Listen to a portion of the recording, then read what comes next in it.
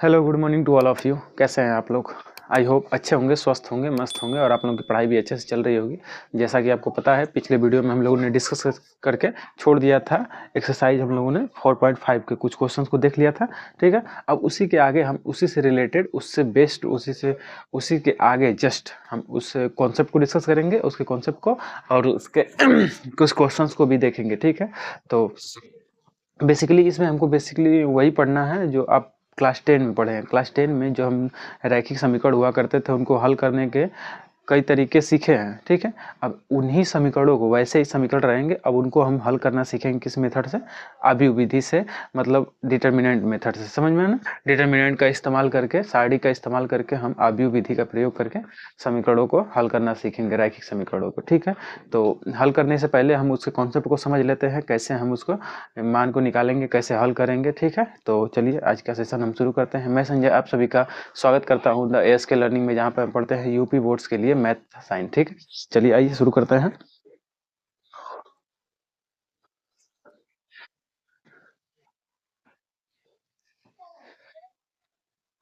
सबके पास बुक होगी, ये वाली बुक, ठीक है। बुक ले लीजिएगा और इसमें इसी में से क्वेश्चंस मैं कराऊंगा, ठीक है। और आप जो भी बुक ले लीजिए उसमें से प्रैक्टिस करते रहिएगा, ठीक है। चलिए तो मैं एक्सरसाइज ओपन कर लेता हूँ।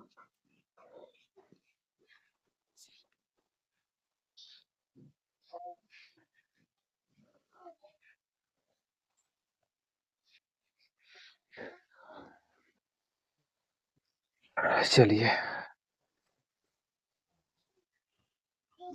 एक्सरसाइज क्या है?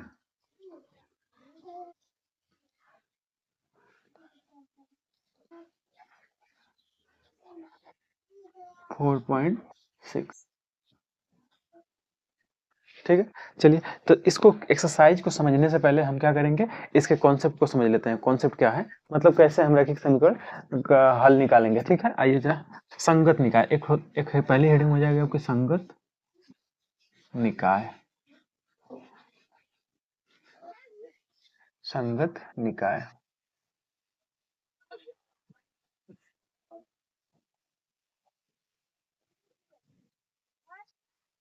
Singular system, singular system. देखिए, रैखिक, कोई भी रैखिक समीकरण युग्म संगत कब कहलाता है, उसका संगत निकाय कब होता है? जब उसका डिटर्मिनेंट का वैल्यू क्या आता है, नॉट इक्वल टू 0 आता है। तो हम इसको रैखिक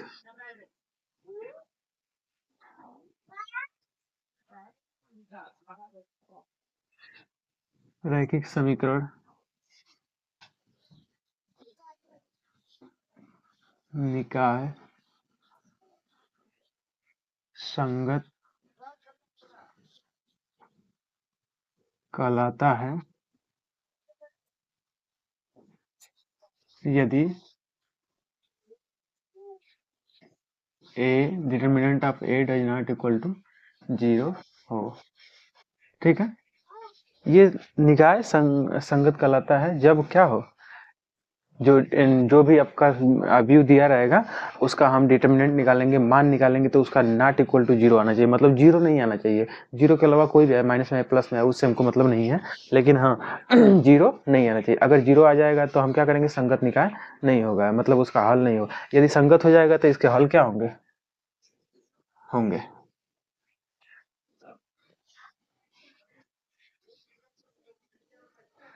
निकाय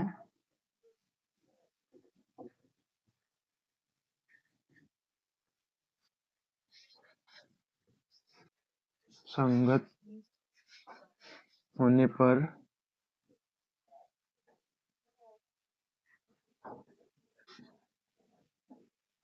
समीकरण के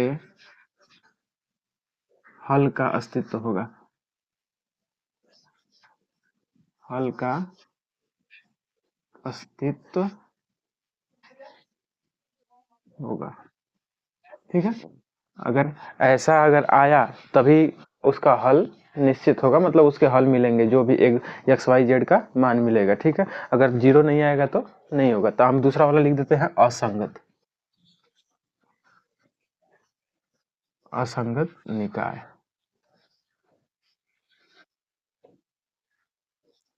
non singular, non singular system. Okay, चलिए आइए हम इसको डिफाइन करते हैं। सेम ऐसे ही रहेगा, सेम यही डेफिनेशन रहेगी, बस हमको चेंज करना है। संगत निकाय की जगह असंगत कब कहलाएगा, जब determinant of A not equal to zero हो जाएगा। यहाँ पे नॉट इक्वल टू है तो यहाँ पे इसका उल्टा इक्वल टू जीरो हो जाएगा, समझ में?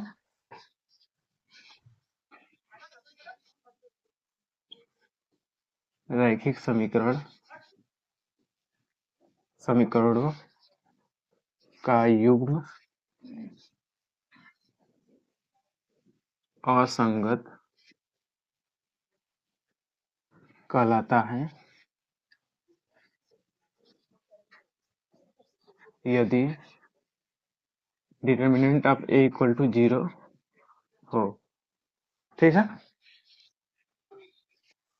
निकाय असंगत होने पर समीकरण के हल का अस्तित्व नहीं होगा। अस्तित्व नहीं होगा मतलब इसके हल नहीं आएंगे, समझ में आया ना? सिंपल है, इसके हल नहीं निकलेंगे। देखो दो कंडीशन होगा, देखो अगर इसका हल नहीं है, हल नहीं होने का मतलब क्या है कि या तो दो कंडीशन होंगे हल नहीं होने का, इसके दो कंडीशन होंगे, या तो हो सकता है कि कोई हल ना हो, कोई हल नहीं, या अनेक हल हो, अनेक हल हो। ठीक है, तो आगे भी ये कंडीशन है, लेकिन आपके बुक में बस यही दिया है, दो ही चीज। ठीक है, इसको नहीं दिया है तो हम इसको रहने देते हैं। बाकी मैं बता देता हूँ कि अगर असंगत होगा, असंगत होगा तो इसके दो कंडीशन हो सकते हैं, या तो ये हो सकता है कोई हल नहीं होगा, या तो अनेक हल हो सकते हैं, समझ में आया ना? तो देखो मैं बता देता हूँ कि कैसे आपको पता करेंगे कि असंगत अनेक हल होगा या कोई हल नहीं होगा। ठीक है, जब अगर ऐसी कंडीशन आ जाती है तो हम कह देंगे कि असंगत होगा। असंगत में क्या होगा, देखिए एडजॉइंट ऑफ ए निकालेंगे, एडजॉइंट ऑफ ए मैंने पिछले वीडियो में बता दिया, एडजॉइंट ऑफ ए निकालना। एडजॉइंट ऑफ ए निकालेंगे और बी से मल्टीप्लाई कर देंगे, तो अगर इसका मान जीरो आ जाता है तो क्या कहलाएगा, ये कोई हल नहीं कहलाएगा, समझ में ना? कोई हल नहीं कहलाएगा। और फिर उसके बाद एडजॉइंट ऑफ ए निकालने के बाद बी से मल्टीप्लाई करने के बाद नॉट इक्वल टू जीरो आता है, तो हम इसका क्या कर देंगे कि ये अनेक हल होंगे, अनेक हल होंगे, समझ में आ रहा है? चलिए, तो ये आपके बुक में नहीं दिया था, मैंने आपको वर्बली बता दिया, डिस्कस कर दिया। ठीक है,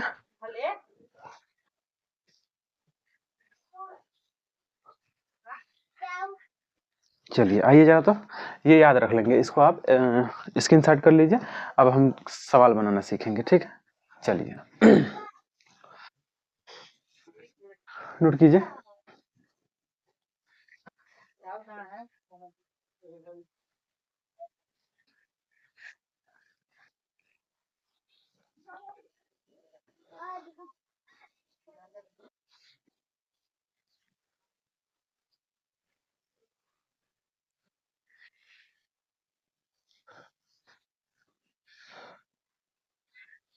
चलिए अब एक सवाल हम आपको शिद्दत से सिखाते हैं, फिर बारी बारी से हम स्टेप बाय स्टेप चीज़ों को समझते जाएंगे। एक सवाल हम आपको ऐसे ही ले लेते हैं रैंडमली एग्जांपल में, जैसे इसका हमको निकालना है।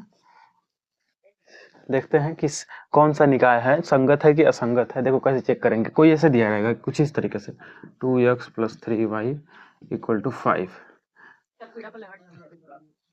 2x + 5y = 9, कुछ इस तरीके से आपको दो समीकरण देगा और कहेगा कि ये चेक कीजिए कि ये संगत है कि असंगत है, संगत है कि असंगत है। ठीक है, संगत है कि असंगत है। देखो कैसे चेक करेंगे, आओ समझते हैं।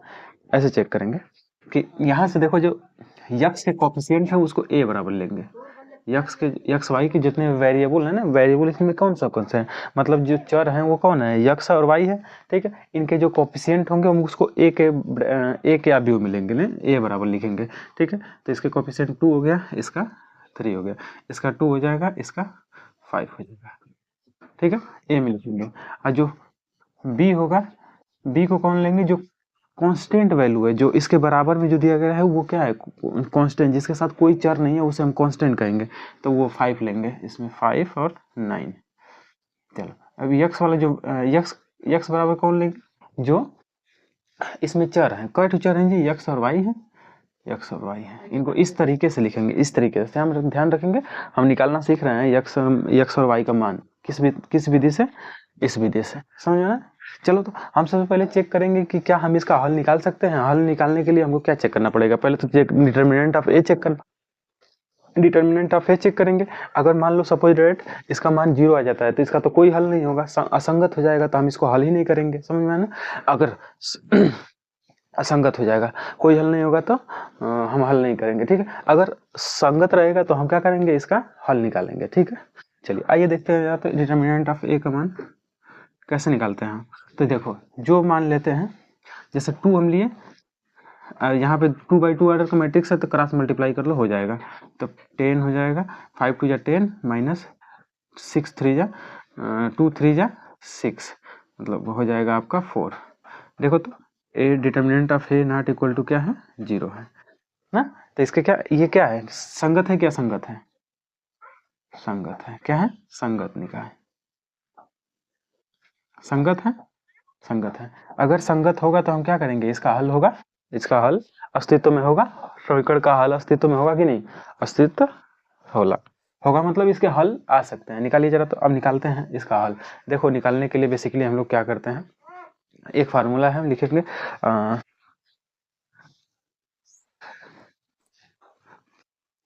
अभी मैं बता दूं आपको, एक्स और वाई का मान निकालना। चलो आओ निकालना सिखा देता हूँ, क्या फार्मूला होता है अभी मैं डिस्कस कर दूंगा उसको। ए एक्स बराबर बी होगा, ठीक, ए एक्स बराबर बी। तो यहाँ से एक्स बराबर अगर इधर लेंगे तो ए को इधर भेजेंगे तो बी बटा ए होगा। तो एक्स बराबर लेंगे तो क्या मिल जाएगा, A inverse into B, X का मान। इस फार्मूले पे हम क्या करेंगे, रख करके एक्स और वाई का मान निकालेंगे, ठीक है। चलिए तो निकालते हैं।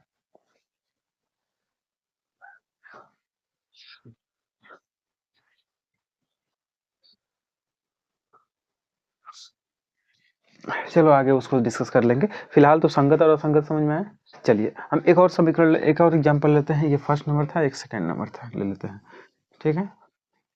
चलिए 2x, दूसरा लेता है 3x minus 9y equal to 5, 4x minus 3x बराबर 4, ठीक है। हाँ, 9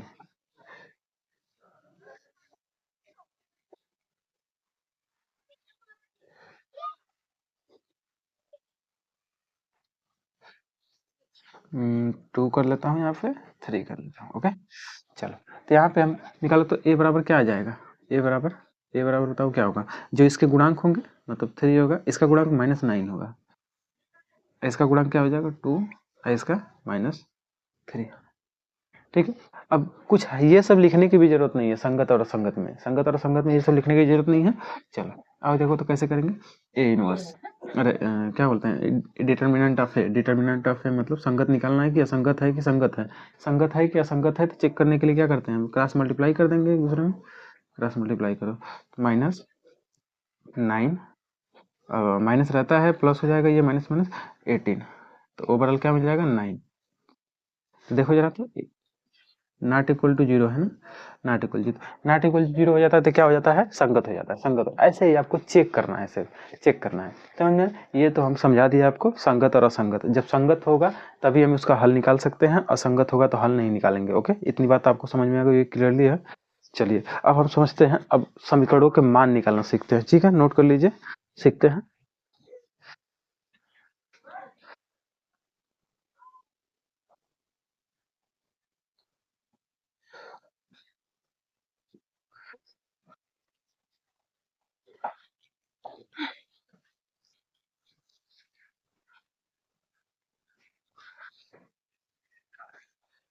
चलिए आइए हम समीकरण के धीरे धीरे मान निकालना सीखते हैं।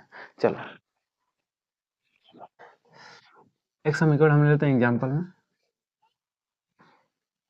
2x + 5y = 5, 3x + 4y = 3। Okay, ये हो गया आपका समीकरण। इसका हमें x और y का मान निकालना है, मतलब इसको हल करना है। ठीक है, तो हल करने से पहले हम क्या करते हैं, चेक करते हैं कि क्या ये सिंगुलर है कि नॉन सिंगुलर, मतलब संगत है कि असंगत है। तो पहले तो हम सभी को a b और x का मान लिखते हैं। तो क्या करेंगे, a b x का मान लिखिए। चलिए a का मान क्या हो जाएगा, जो x चर के गुणांक है, चर के गुणांक कौन है, 2 5, यहाँ से 3 4। x वाला क्या लिखते हैं, जो चर रहता है, चर कौन है, x और y है। बी वाला क्या लिखते हैं, जो कांस्टेंट रहता है, मतलब 5 एंड 3 है। कांस्टेंट वाला 5 एंड 3 है। देखो ये चर वाला जो एक्स वाई चर है, इसके अलावा कोई चर है नहीं है ये, और उसके गुणांक जो होते हैं ए के रूप में लिखते हैं। ठीक, तो हम सबसे पहले क्या करते हैं जी, ए डिटर्मिनेंट ऑफ ए निकालते हैं, क्योंकि हमको चेक करना होता है कि अगर ये संगत है कि नहीं है। संगत रहेगा तभी हम इसका हल निकालेंगे, अदरवाइज हल नहीं निकालेंगे। ठीक है, बस चलिए चेक करते हैं जरा। तो क्रॉस मल्टीप्लाई, 2 ऑर्डर का मैट्रिक्स रहता है तो क्रॉस मल्टीप्लाई कर लेंगे। अगर 3/3 ऑर्डर का मैट्रिक्स रहेगा तो मैं आपको सिखाऊंगा कैसे करना है, समझ में ना। चलिए तो 4 2 जा 8 -15। ओके, तो यहाँ से वैल्यू मिल जाएगी आपको -7। Determinant of A not equal to 0, that means क्या है, संगत है। संगत है, संगत निकाय है, संगत है, मतलब इसका हल क्या होगा, होगा, और हल इसका निश्चित होगा। अब मान निकालेंगे हम। ठीक, तो देखो अब इसका हल निकालने के लिए क्या फार्मूला होता है, देखो ऐसे यक्स ए एक्स होता है। देखो हम बता देते हैं आपको, ए यक्स बराबर बी होता है। तो यहाँ से हम निकालेंगे, तो यक्स को यहीं छोड़ देते हैं, बी को उधर भेजेंगे, बी को उधर भेजेंगे तो सॉरी ए को उधर भेजेंगे तो बी अपान ए हो जाएगा, इस तरीके से होगा। ठीक है, तो यहाँ से यक्स बराबर क्या मिल जाएगा, ए इनवर्स, ए ऊपर आएगा तो -1 लेके आएगा, बी ए इनवर्स बी।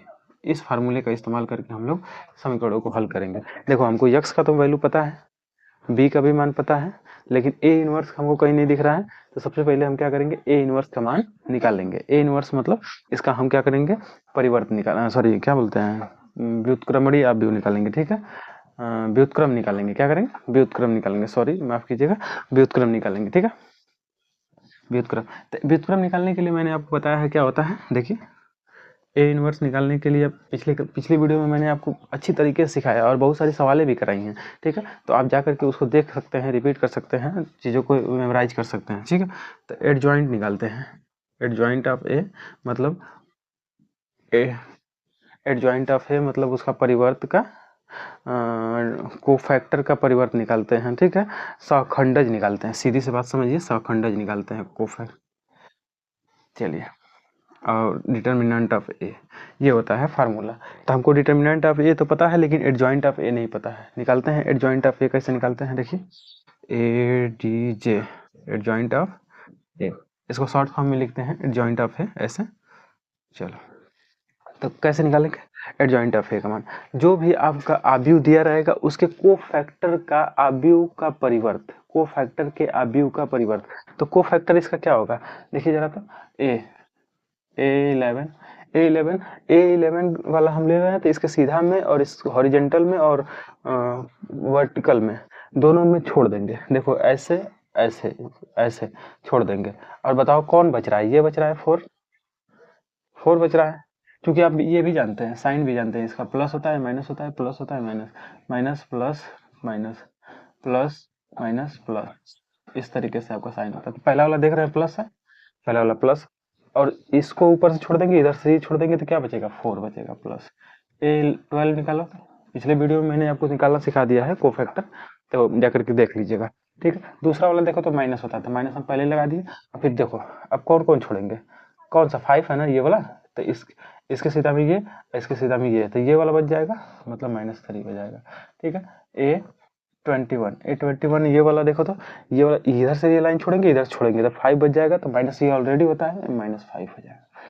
ठीक है, चलो अब देखो तो A22 ये वाला होगा, तो इसके सीधा में ये और इसके सीधा में ये, इसी के सीधा में ऊपर से भी और इधर से भी छोड़ देंगे, तो ये बचेगा 2 बच जाएगा, क्या हो जाएगा 2। ठीक है, तो ये आ गए क्या, इसके कोफैक्टर, और कोफैक्टर को ही हम क्या करते हैं, परिवर्त निकालते हैं। 4 - 3 - 5 2। अब इनका परिवर्त निकाल दीजिए, परिवर्त निकाल दो। परिवर्त निकालेंगे तो क्या मिल जाएगा हमको,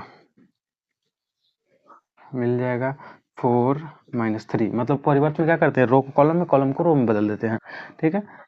5 - 5 और 2 इस तरीके से आ जाएगा। अब हमको ए इनवर्स निकालना है, चलिए ए इनवर्स निकालना है, तो adjoint of A upon determinant of A. Adjoint of A का वैल्यू हम निकाले हैं 4 - 5 - 3 2, और डिटर्मिनेंट ऑफ ए का मान निकाले हैं, क्या निकालना है, -7 इस तरीके से हो गया। चलिए अब इसको थोड़ा सॉल्व कर लेते हैं, तो क्या मिल जाएगा हमको, मतलब से -7 का डिवाइड करना है इसमें, तो कर देते हैं -4/7। ये देखो माइनस है, माइनस से कट जाएगा तो प्लस 5/7, नीचे मिल जाएगा 3/7 और 2/7 -2/7 इस तरीके से आपका मिलेगा। चलो आओ जरा देखते हैं। अब ए इनवर्स निकालने के बाद ए इनवर्स निकल जाएगा, फिर उसके बाद हम क्या करते हैं, अब इसका यक्स और वाई का मान निकालेंगे। कैसे निकालेंगे जरा देखिए, अब फार्मूला आपको बताया है, ए इनवर्स बी। चलिए यक्स का वैल्यू आप जानते हैं, क्या दिया है आपको, यक्स वैल्यू, यक्स का मान यक्स और वाई है, ठीक है। और ए इनवर्स का मान निकाले हैं, ए इनवर्स का मान अभी निकाल के आए हो ना, अभी ए इनवर्स का मान ये वाला समझ में, तो इसको रखो -4/7 और 5/7 3/7 और -2/7। अब बी का मान भी निकाले हैं, बी का मान भी देखिए जरा, तो यहाँ से है, बी का मान रखिए 5 और 3। चलो अभी इसको क्या करेंगे, हम हल करेंगे। अब देखते हैं, मल्टीप्लाई करना तो आप जानते ही हैं। चलो मल्टीप्लाई करना तो मैंने आपको पहले ही सिखाया है, पिछले वीडियो में आप देख लीजिएगा जाकर। अब पहले हम क्या करते हैं, रो का कॉलम में मल्टीप्लाई करते हैं। तो देखो यहाँ पे 2 रो है, लेकिन यहाँ पे 1 कॉलम है, तो क्या करेंगे, इसका पहले करेंगे, फिर दूसरे बाद इसका करेंगे, बार बार करते हैं। चलो इसका करते हैं, इसमें 5 में, तो 20 हो जाएगा, -20/7, फिर उसके बाद इस वाले का दूसरे वाले में करते हैं, प्लस 15/7, ठीक है। नीचे करेंगे तो 15/7 -6/7, ठीक है। यक्स का मान y बराबर, यहाँ से देखेंगे तो क्या मिल जाएगा, -5/7 मिल जाएगा, और यहाँ से मिल जाएगा 6 निकाल देंगे तो 9/7 मिल जाएगा।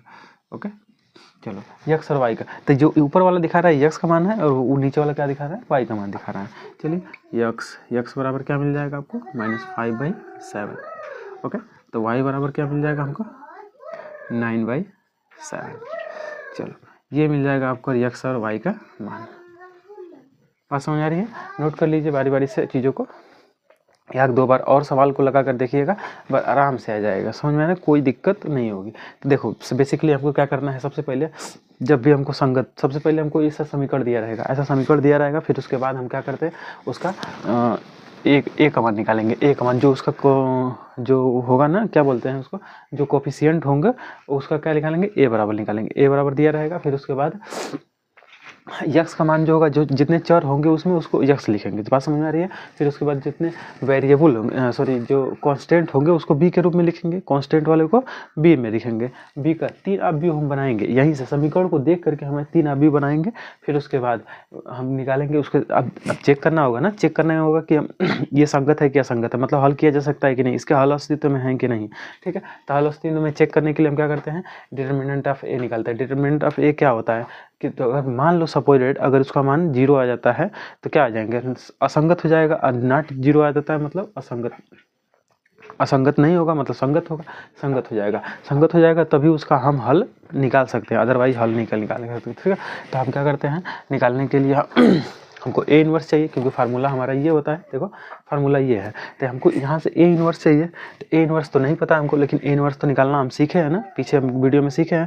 तो ए इनवर्स को पहले हम निकालेंगे। ए इनवर्स निकालने के लिए adjoint of A upon determinant of A करते हैं। तो एडजॉइंट निकालने के लिए हम क्या करते हैं, कोफैक्टर के अव्यू का परिवर्त निकालते हैं, तो एडजॉइंट निकलता है। समझ में आना। एडजॉइंट निकालने के बाद हम मल्टीप्लाई का ए इनवर्स निकाल दिए। ए इनवर्स निकालने के बाद तब हम क्या करते हैं, इस फार्मूले पर पुट करते हैं। इस वाले फार्मूले पुट करेंगे, मतलब x बराबर A inverse into B. X का मान रखेंगे, एक्स का मान यहाँ से मिल जाएगा आपको, और ये ए इनवर्स का मान भी निकालें, बी का मान रखें। इसके बाद मल्टीप्लाई करके आप एक्स और वाई का मान आराम से निकाल सकते हैं, कोई दिक्कत नहीं होगी, एकदम आराम से कर लेंगे। ठीक है, तो आगे भी हम डिस्कस करेंगे, ऐसी बहुत सारी सवालें होंगी, लगाएंगे हम। ठीक है, चलिए तो नोट कर लीजिए इसको, मैं हट जाता हूँ आगे से। एक क्वेश्चन है, नोट कर लीजिए इसको आराम से। सबसे पहले देखो, ये आपको निकालने आना चाहिए, ये चीज़ आपको निकालने आना चाहिए। जो आप पीछे का वीडियो अगर नहीं देखे हैं तो आप इस चीज़ को नहीं समझ पाएंगे। ठीक है, तो सबसे पहले आप देखो, वीडियो लिंक डिस्क्रिप्शन में होगा वीडियो का, जिसको मैं दे दूँगा, और जा करके उसको आप कंप्लीट कर लीजिएगा। तभी आपको बेसिक से एकदम से आराम से एडवांस के रूप में, एडवांस तरीके से भी समझ में आएगी चीज़ें समझ में आना।